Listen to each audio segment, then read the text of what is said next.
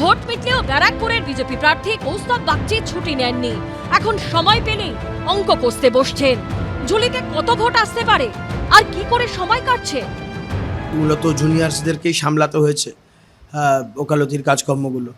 তো আমি তো আমার জুনিয়রদের কাছে কৃতজ্ঞ, তারা এই কয়েকটা দিন তারা সামলে নিয়েছে। একদিকে ভালো, তারা এই কটা দিন যথেষ্ট স্বাবলম্বীও হতে পেরেছে। না, আমি কোর্টে যাব 4 তারিখের পরে। মিডিয়েটে গেলে আবার কোর্টে যাওয়ার পেটে তো দিতে হবে। আমরা তো আর চুরি ছেঁচড়ামির মধ্যে নেই, আমাদের তো রোজগার করেই খেতে হবে। এখন ওকালতিটা না করলে তো খেতে পাবো না। তো সেই জায়গায় দাঁড়িয়ে 4 তারিখের পরে আবার কোর্টের কাজ, চেম্বার, এগুলো সব আবার রিজিউম করবো।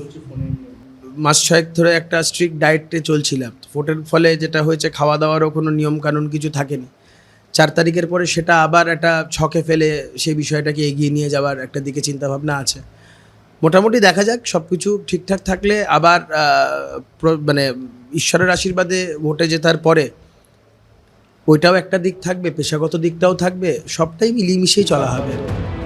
যাদবপুর কেন্দ্রের সিপিএম প্রার্থী আইনজীবী বিকাশ রঞ্জন ভট্টাচার্য পেশায় আইনজীবী। ভোট শেষে এখন তিনি ব্যস্ত দলের কাজ ও পড়াশোনা নিয়ে। আমি যেটা নিজে জীবনচর্যায় বিশ্বাস করি, বলতে আমার যে কাজ সেটা করলাম, তারপরে কি হবে তা নিয়ে ভাবি না। আমি এখন তৈরি হচ্ছি, আমাকে ভুবনেশ্বরে যেতে হবে একটা সেমিনারে, 10 তারিখে যেতে বলেছে ওরা, সেটা নিয়ে পড়াশোনা করছি। চিন্তা করছি, যা হয়তো হয়ে গেছে, চিন্তা কি বলতো, এখন তো চিন্তা করে কোনো চেঞ্জ হবে না। যেটা ব্যালট বাক্সে চলে গেছে চলে গেছে, তো চ্যাপ্টার ইজ ক্লোজড। তো এই নিয়ে ফালতু ভেবে সময় নষ্ট করে দাও। কিন্তু বলতে কি, আমরা তো 24/7 কাজ করালো আমাদের।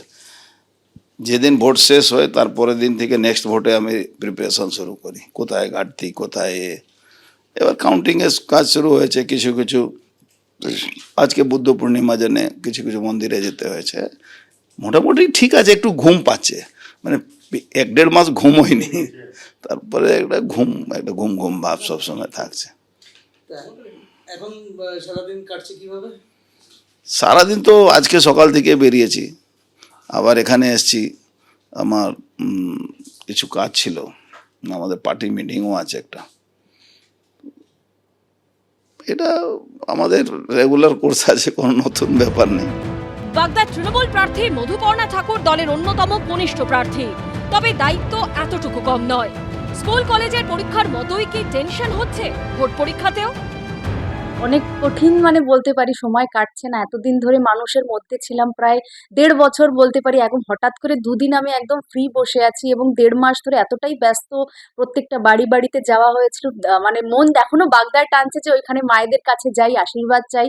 তাছাড়াও থাকতে হবে, যেহেতু আর 2 দিন আছে রেজাল্টের জন্য। 4 তারিখ, আজকে হচ্ছে 1 তারিখ। তো মানে ফোন আছে, ফোনটা একটু দেখি, নিউজ দেখি কোথায় কি হচ্ছে কি না।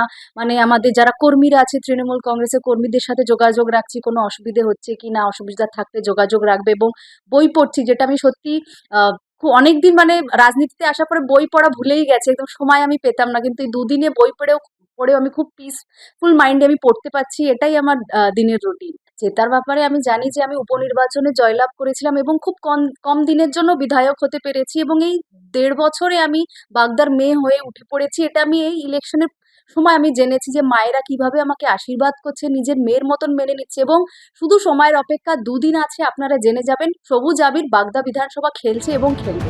এবিপি আনন্দ এগিয়ে থাকে, এগিয়ে রাখে।